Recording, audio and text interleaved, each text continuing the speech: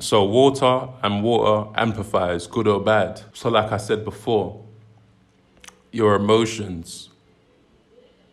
In creative visualization, you can use your emotions of anger and fear, frustration, and charge up your visualizations to actually do something about that. And your subconscious mind is usually receptive to that because most people get a lot of things done when they are under pressure, when they are angry. We may have friends that doubted us, family members that doubted us, and that was the energy that spurred us on to actually do something about them, just to prove somebody wrong, just to prove them wrong, right? And there's nothing wrong or right with that. But that's usually an energy of force, which is competition, which is proving people wrong, which is leveling up around a smaller sphere of light, aka your friends and family. But that's how you build confidence, because when you prove people wrong who are closer to you, you know that you can do it. The trials and tribulations that athletes go through, which is usually competition-based trials, having to prove you're better than the other player because it's going to allow you to get picked. They then get used to adversity.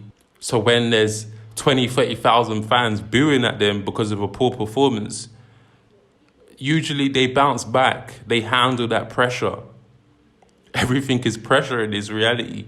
Everything is pressure turns into diamonds, crystalline. So resilience, your habits, when you're down in the dumps, some people may resort to vices, alcohol, drugs, laziness, giving up. So this is when the energies is too amplified in a spectrum of light that doesn't bring happiness, but sorrow. But if you have the ability to reverse that with grounding and taking action, like I just said in the previous slide, you can do that. Your intuition will tell you, what do you want to do right now? Your intuition will tell you what is beneficiary for me and myself and my higher self and the people around me. So you now take action on that. You heal yourself. Is reading about the pandemic and the death rate really healing you? Or is it making you feel some type of way, angry? So heal yourself. Put yourself first. We live in a world where we have a complex of always trying to help people, maybe as a social justice warrior or performative protesting on the social medias.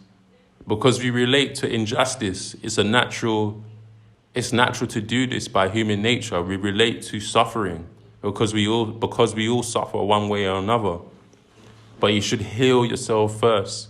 Be a spectrum of light that is so high and vibratory that you show that it can be overcome through focusing on yourself first, focusing on your mind state first, healing yourself first, so much to the point you can help others, being a conduit of light that shows strength. So put yourself first.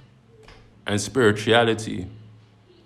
You see, spirit has no form, but spirit affects us. But spirit is real. Just look at this logically. If reading about tragedy can affect your spirit, but it's not physical in form, this means it does something to our morphogenic field, which is invisible with the naked eye. If watching our favorite sports team score a goal on TV, but we're not there in the physical flesh, that means it's the spirit of the team that gives us joy. Not just about meditation, not just about enlightenment. Everything is spirit. It's invisible, but it's real. It exists. I demystify everything. I demystify the spookism to spirit. Our ability to feel is due to our emotions. That holds memory within our subconscious mind, which is associated to our habits, because water holds memory. Just like you breathe unconsciously without thought, it's the same way your subconscious mind does things in a state of chaos. So make sure you deep breathe to bring that conscious breath back in. We have the parasympathetic system, and within that word you see sympathetic, sympathize. So doing further studies in your nervous system can help you alleviate your nervousness, your anxiousness. Breathing, conscious breathing helps you to connect to your feelings. Me personally, after I've done conscious breathing, I like to work on my entrepreneurial endeavors. That calms me down, to be honest. I'm a busybody. I do have periods of time where I do like to rest because I do put my body under physical strain. But this is a habit of working under pressure. Some people can work under pressure. Some people fold under pressure. And this is attributed to your habits.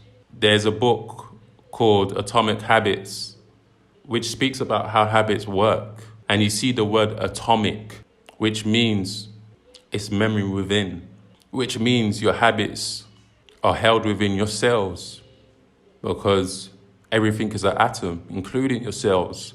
So your cells hold memory, and certain cues activate these habits. If somebody smokes a cigarette, it may just be the fact that they see a lighter and they hear the flick of the sound of that lighter turning on, which makes them want to pick up a cigarette again. So you have to tap into the subatomic. So that cue would be atomic, right? But you have an ability to tap into the subatomic particle, which is the awareness, the consciousness that you are addicted to cigarettes. You are addicted to the sound and the paraphernalia that's associated with it, but you're going to do something about that. You break that habit. So sometimes to break a habit, you have to remove all things that trigger it. You're taking action from a subatomic aspect of that, which also ties into the subconscious.